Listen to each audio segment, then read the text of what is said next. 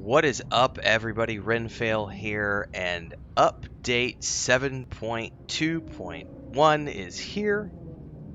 The latest update from Star Wars The Republic on March 28th, 2023, which has a lot of changes to it, but perhaps the most important is the switch over to the 64-bit client, which I gotta say has done some interesting things. Like, performance was never bad. I don't think this is one of those games that I feel like has been exceptionally polished over the years, but it feels even better now. And I've been running around this morning just for the purpose of this video to give you guys a little bit of an understanding. I'm on a 1080. I have an older graphics card. I am who I am. I'm gonna run this thing into the ground. I have a laptop with a 1080 in it, 32 gigs of RAM. It's a good system that's served me well over the past like 5 years or so. And I've always ran, if I'm just playing Star Wars The Republic, I run it at like high settings, no problems. But when I'm streaming, I always just drop it down to medium so that I don't have any issues when I'm running Streamlabs, and it looks good enough on medium settings that with the difference in bit rates and everything that can happen when I'm streaming here with my backwoods internet, the game looks and plays well. When I loaded into the game for the first time today, it automatically, and it's in the patch notes, we'll talk about this as we go through the patch notes, they got rid of like the lowest settings because the 64-bit client has streamlined everything, and it defaulted to the ultra settings for my system. Like, it just, the default was ultra. And I've been running around this morning, and oh my god, not only does it look great, but the performance is freaking out of this world. Like, I'm just sitting here spinning the camera around. I've ran around. I'm on Coruscant right now. I feel like I'm playing on a completely different graphics card. Like, honestly, it looks and feels so good. The change to the 64-bit client. So this is something I'm really glad they did this. I think they should have done this a lot earlier. But the fact that they finally did it is amazing to me. I mean, I'm really blown away, to be honest with you. And I'm easy to please, so it's not that big of a deal for me to come into it something in an older game and be like, oh my god, look at the changes, it looks so amazing. So for me, I'm really happy with what I've seen so far from the 64-bit client. That's probably the biggest change from the patch that just hit, but obviously we're going to go through all the different things here and show you some of the other stuff that is coming with the patch.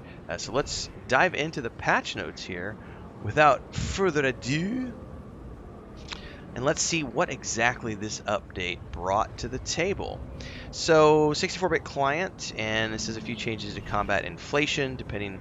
It says details on what players can expect from this new update below. So, Galactic Season 4, A Passage of Peace.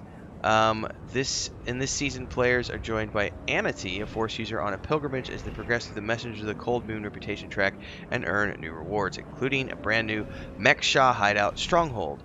More details on this new companion rewards and objectives here. So we can go over here and take a look at this companion. Like previous season, players can progress through the free reward track or the subscriber reward track. Both are available to subscribers to earn new rewards, including the Stronghold. This is the companion, a Solonian, it says? No, a Force-sensitive human raised by Solonians. Okay. And then we've got all our seasonal rewards, and I'm loving that blaster pistol. Look at that. That's a good looking pistol. Scroll down here a little bit more. Some weapons. All of these are really good. There's a speeder, a couple of mounts here. So you can get a look here, and the Stronghold is going to be available for 14 Galactic Season tokens. This looks a little gritty, grimy, a little dark. Looks like more of a storage unit than anything else, but it's here for those of you who want to take a look at it. That's just one of the things that has been added to this patch. PvP Season 2, Piercing the Veil. It says to improve players' experiences, we've made a few changes to how attacker and defender medals are earned in a match. More details in the forum post, which I'm not going to go through, honestly, because I don't really do PvP. So for those of you who want to do PvP, there's going to be a link to the patch notes down below, so you can go through that at your leisure, check it all out, do a deep dive. Then this is an interesting one.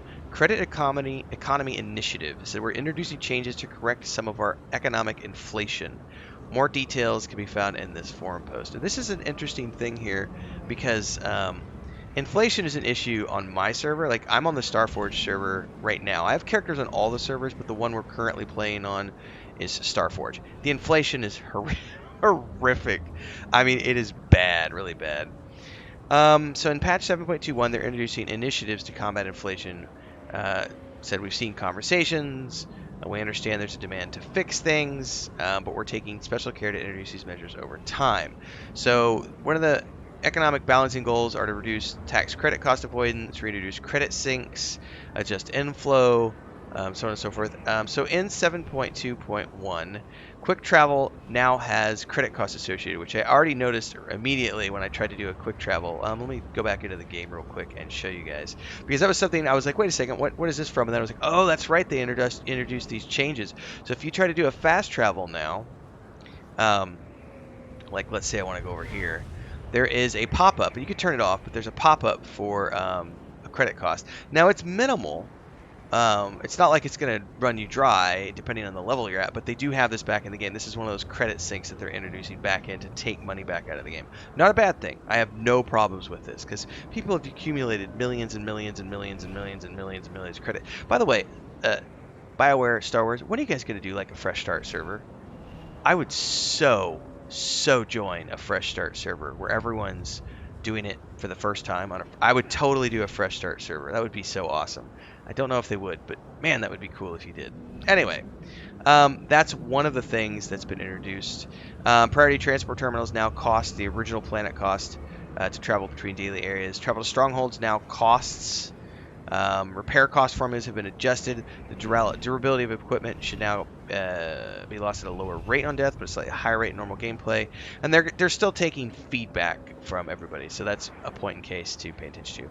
But the big thing here is the 64-bit game client. This, for me, this right here was the big change. The 64-bit client. Like, yes, please. So it was perfect timing.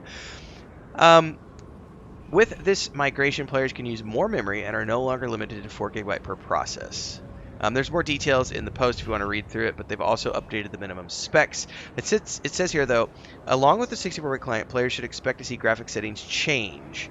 The game will now be able to detect the best graphics settings in your machine. In my case, with the 1080, it literally stuck me on Ultra as soon as I logged into the game. And I was a little concerned right away. I was like, really? Ultra on an old 1080? Is it, how is the performance going to be? And I'm getting frames. It's great. It seems to be really well, so I'm very interested to see what it's going to be like for other people who are on older machines like I am. It says if a player's machine contains more than one card, the game will choose the card that will provide the most optimized visuals. In short, after the first run of downloading 7.2.1, the game will automatically reselect the graphics quality level based on the player's GPU specs. It says the game will automatically boot up in full screen windowed mode, which is really nice. You can change that in the settings. The very low graphic quality setting has been removed because it's now obsolete. For players who use laptops, the game will now default to using your dedicated GPU, which is nice. The frame rate limiter has been fixed so players can request a maximum FPS through the graphics settings, which is really cool. So I actually looked at that earlier if you want to take a look at what that looks like. Basically, you just go in here into the preferences, and you now have the frame rate drop here, and I'm on ultra settings and everything else. So it automatically set all of these things, and it looks great. Like, I have no complaints whatsoever about performance right now. Oh, that's a good screenshot right there. Let's wait for this guy to run by so I can get a clear screenshot. Pew! That looks good.